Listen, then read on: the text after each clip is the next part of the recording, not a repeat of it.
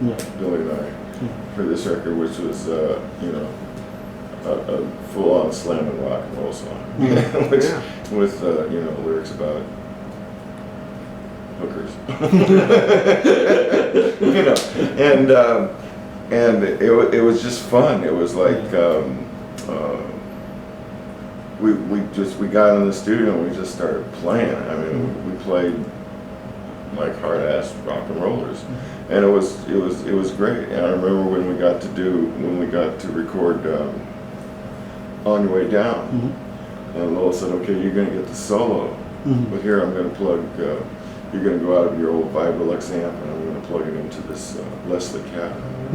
And the whole thing was done live. It was like, you know, it wasn't even overdubbed. I was like, this is so cool. The way Sunset Sound too, wasn't it? No, we were at Robert Appear's place. Robert Appear's place, Clover. Clover. Yeah. I have basically you guys record the studio, live in studio. Then you did some overdub. Yeah, pretty much. Yeah, the five of us basically did most of the recording live, and Lowell did a lot of his stuff as overdubs. He liked to sit in the booth with Robert and do what he did. Yeah, discuss. Yeah, whatever. I don't know. You know, The studio was ruined after that anyway.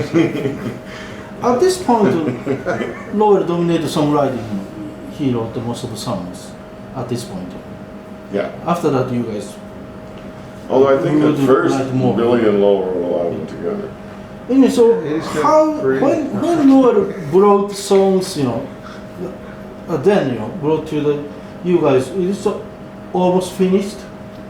Because why I asked you, there are the two stories to the Little Feat. One is you guys rehearse a lot, jam a lot, and making a song out from the jam, right? But for you know, Lowell George made before the portable multi-track cassette. He making a demo with a cassette and slicing tape and patching work, right? Yeah. So it means that he has an idea of arrangement for his songs and bring to you guys, you know. Sure. So how was the you know songs on this album? When he brought the songs, he already have a almost finished song, or Well, let's take a look at it. Let me see. I can't remember what he did. Let's see. Any song I used to do is see the titles. Yeah. Well, Two Trains is something yeah. This is one of Fred Taggart's tunes. yeah. Now Juliet preceded this record by when we were with Roy, but we never played it. Lafayette Railroad was. A lot of these songs were sort of around in the very beginning, so there was a Two Trains and Lafayette Railroad. They had kind of a there was the original Two Trains had the Lafayette Station and all that stuff from the demos that were on Hoy Hoy. But the songs kind of grew, and what happens is, like we were saying earlier, any one of us can write a song. When you bring it to Little Feat, all of a sudden it becomes more. It becomes a little. Yeah, and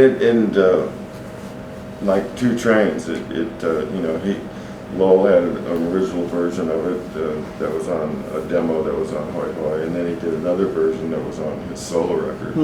But when we recorded it, this was the Little Feat version. There'd be signature licks that happen. That doom bam boom bam bam, or da da da da boom bam bam bam bam. Those are those are all keyboard oriented signature licks. But as this band carried forward, and Paul would walk in with guitar signature licks. It's just what the music represents to you is one thing, but like Paul's saying, when we get a hold of it, it's where the arrangements really start to blossom. And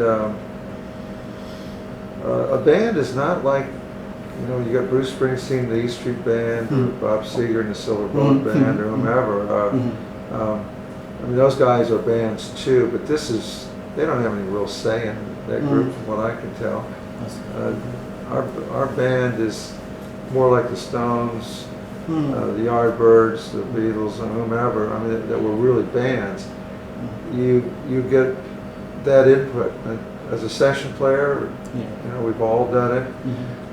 Sure, you get a chance to set your ideas in there, but this is a more organic scene that takes place, especially on this record. I think that's really when the idea of a band really started to coalesce, in fact, which is why this is a good record for you to ask about. I got fired from a Rita Coolidge session that Kush was producing, and you know, there was Russ and Kush, and you know, we were listening to the first playback, and I said, you know, we could really make this funkier. And I was like, you out of here. What session you talking about?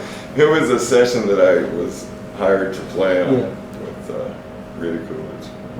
And the song was just like, we could make this funkier. Yeah. Like, hey, pack your shit and get out. I never knew that one. That's funny. Oh, that was good. Do you remember that, you know, when you guys recorded the Dixie Chicken, the song? You know, this is a very popular song. Do you have some kind of special moment, you know, to record this song? You knew this song really has a long life and one of the most popular songs. I don't think you ever, maybe now we have a little better feeling about it, but back then I think it was all so new. I was hopeful that things would happen, but I didn't know. How about you? Didn't know. The strange part about it is that we finished the record, we thought it was great, and we went on the road to promote it. Even went to radio stations in Atlanta, Georgia, dressed in busboy outfits, and Lowell was wearing a chicken suit, and I took the head and put the head on. His hat wouldn't fit on the head. Team player. Took one for the team there. And there was no records in the store, so it was like, you know. So the band, of course, broke up after that.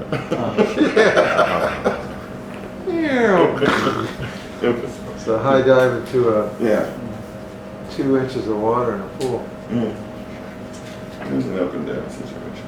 The next album is... I like the background vocals in that record though. Oh yeah. I dug that. You know that lick in Dixie Chicken, that doo-doo-doo-doo-doo, that was taken or inspired by the very first record we did. There was a song called How Many More Years that Helen Wolf song, and they got this a descending lick.